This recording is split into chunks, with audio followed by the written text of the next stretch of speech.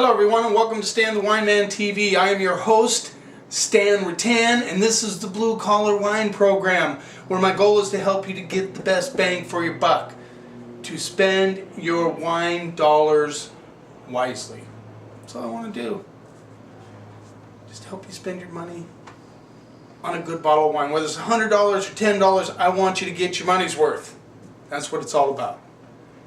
So, today we're going to look at Gruner Veltliner, or as you might see people say, Gruner Veltliner. It's Gruner Veltliner. It's from Austria. It's one of their main grapes. 30% of the plantings in that country are dedicated to Gruner. A lot of times they'll call it Groovy, and most of the time we see it in this kind of a bottle. I'm going to give you a little close-up. This is Burger Gruner Veltliner, and you know, this is a 2011. This is a classic example of us wine critics having samples around that they get lost in the fridge out in the garage. I'm just doing a crack with that. Comes with a bottle cap. This one, when at the time, was about $10. Now it's $14. That's what people are used to seeing with Gruner. They see this good value 1 liter bottle. They put a bottle cap on it because guess what? In Austria, as a family, they sit around and you know, they pop the cap. They drink it all as a family. Gruner is known to be low in alcohol, or lower in alcohol. This is 12.5%. And we're not going to focus on the $10 or $13 1 liter bottle. We're going to look at Gruner at a little higher dollar value, but certainly an area that a lot of people do not go to because they're afraid to go there.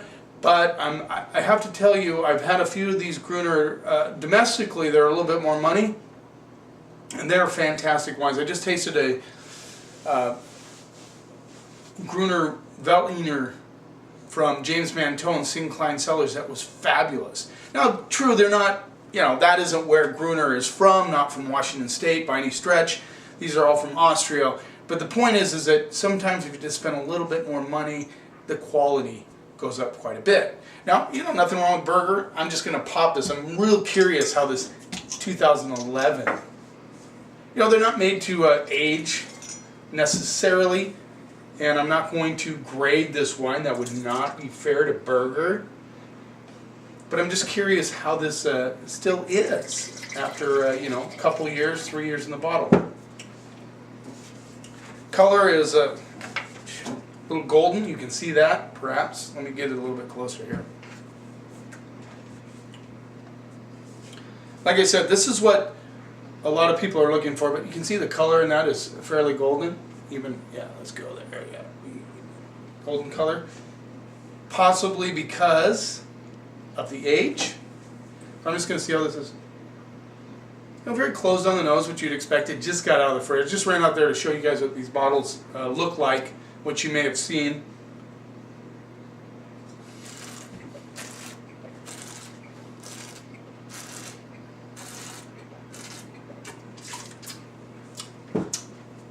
Not bad.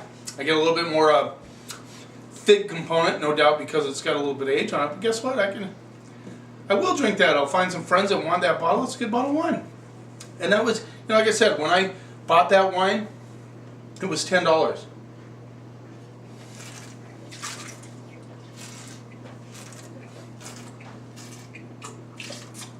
I'm actually impressed. I expect, you know, it's got some oxidation. Well, not oxidation, it has a bottle cap. Bottle cap, so you're not going to get oxidation on it. But, you know, it's a little bit more developed, a fig component, which you usually don't look for in Gruner. But, hey, nothing wrong with that bottle of wine. So, looking forward to these. I have never tried any of these yet.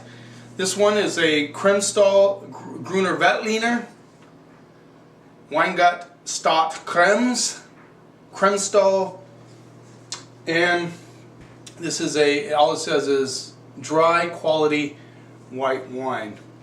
So they have 3 levels in Austria: Wein, Landwein, and Qualitätswein. Qualitätswein being the highest grade. Now, you know, Austria went through a little bit of a funky period in about '85. They were accused of putting antifreeze in their wine. It wasn't actually antifreeze, but it was related to that. It was still a poisonous chemical. They used it to kind of beef up their wines a little bit. They got busted. Evidently, one of the winemakers tried to claim it as a tax write-off for winemaking. So they, everybody quit buying Austrian wines. They tested a lot of them. They had this ethylene in it, not antifreeze, but still something you should never put into wine. And so because of that, the government clamped down. They have some of the strictest wine laws in the world. And so now they have to present each wine to a panel, and that panel looks at the wine, they test it, make sure there's nothing in it that shouldn't be there. And, as a result, the quality of Austrian wines has went through the roof compared to where it used to be. So, now when you buy a Gruner, you don't have to worry about having a little bit of antifreeze in it. 2012 Gruner Veltliner. Most people say Veltliner. American version Veltliner, but it's really Gruner Veltliner. Let's see what we get on the nose. $17. Oh, did I mention $17? Sometimes I got to go through these steps. $17. 2012 Kremstall Gruner Veltliner. Let's see what we get on the nose. So definitely crushed rock. Very like gravel. A little bit of like grapefruit pith, but not pink grapefruit, but the white grapefruit pith coming through.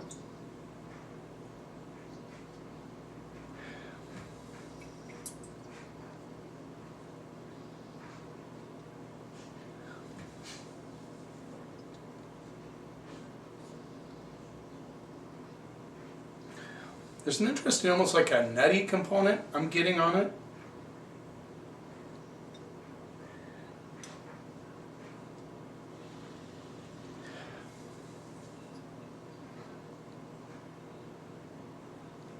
Almost like a water chestnut thing.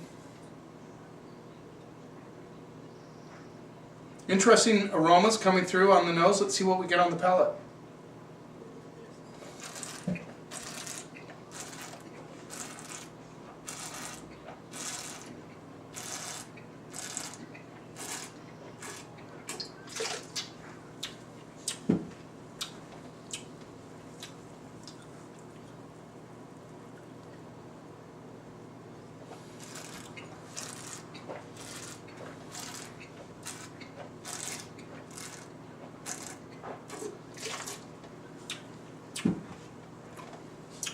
There's a nice little roundness on the palate. There's definitely a crushed rock element coming through. Almost like a granite sort of crushed rock element. I get this nice little fig nutty component on the mid palate. Definitely the pithiness from like a white grapefruit.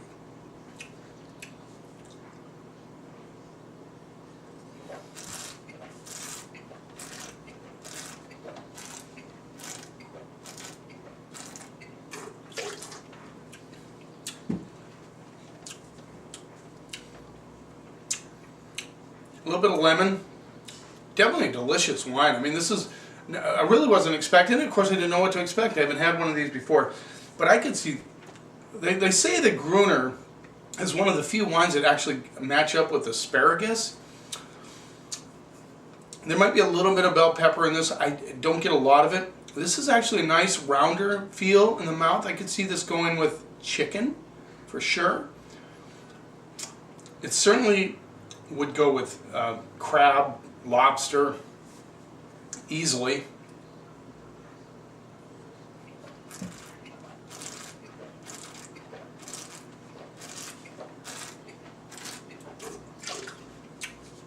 Not high in acid, medium minus acid, but I get that slatiness on the backside with that pithiness from the citrus. A little, like I said, a little fig kind of nut component coming through, which is interesting. A little bit of grass, a little bit of lemon on the backside. I like this wine. $18 if you're looking for, something a little bit different. You're tired of Pinot Gris, you're tired of Chardonnay, you're tired of Sauvignon Blanc. You know, people have no problem. This always amazes me. People have no problem blowing 18 bucks, 17 bucks on a bottle of Chardonnay. This is a much more interesting than a Chardonnay with that slatiness, kind of gravelly, citrus, pithiness, the grass, all that stuff, and yet that rounder mouthfeel on the mid palate. This is a cool wine. I mean, I like it. I like it a lot. I'm going to go B plus on that one. Yeah, B plus. Good bottle of wine. 2012 Kremstall. I'm still impressed by the burger though, by the way. Let's move on to the next one. This is a Qualit Staatswein, which is the highest level that the Austrian government attributes to a wine as far as quality goes. 12.5% alcohol. Again, golden in color. Hopefully you can see that. Yeah, a little more golden in color like the burger.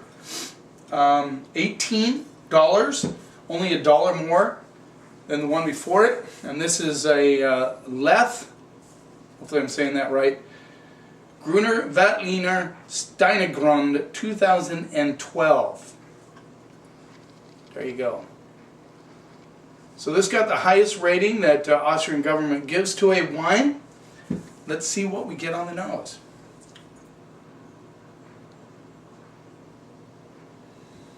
Get a little banana. Nice little lemon, like lemon peel.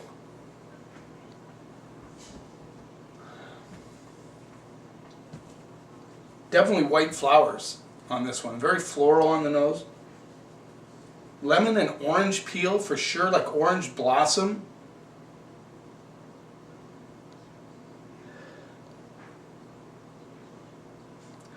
This is a really nice bouquet on this wine. This is one of those kind of wines where you're like, God, I just want to smell it and see what I can get out of this wine.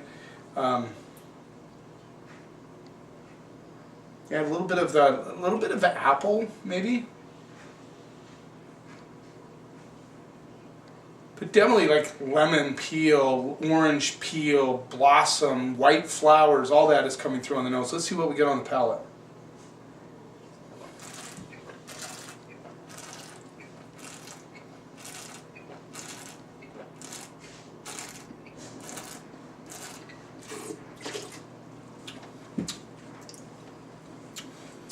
Yeah, it's got that nice little roundness, but this is more like a orange curd, lemon curd roundness on the mid palate.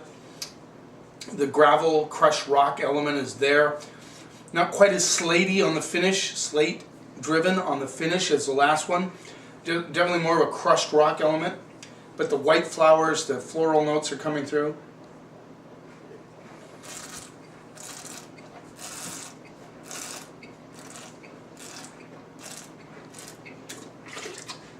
Yeah, this has a little, like a honey element that kind of drives underneath, but not sweet, but gives it that roundness, a little higher in acid than the one before it.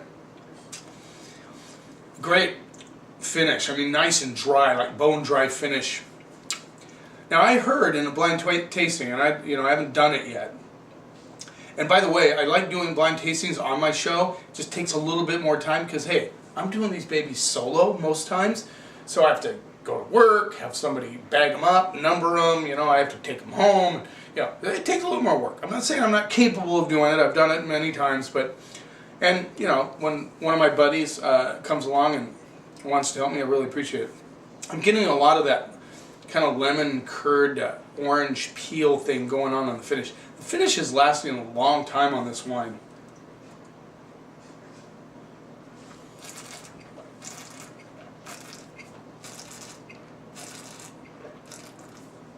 There's a little bit of celery element coming through, just barely.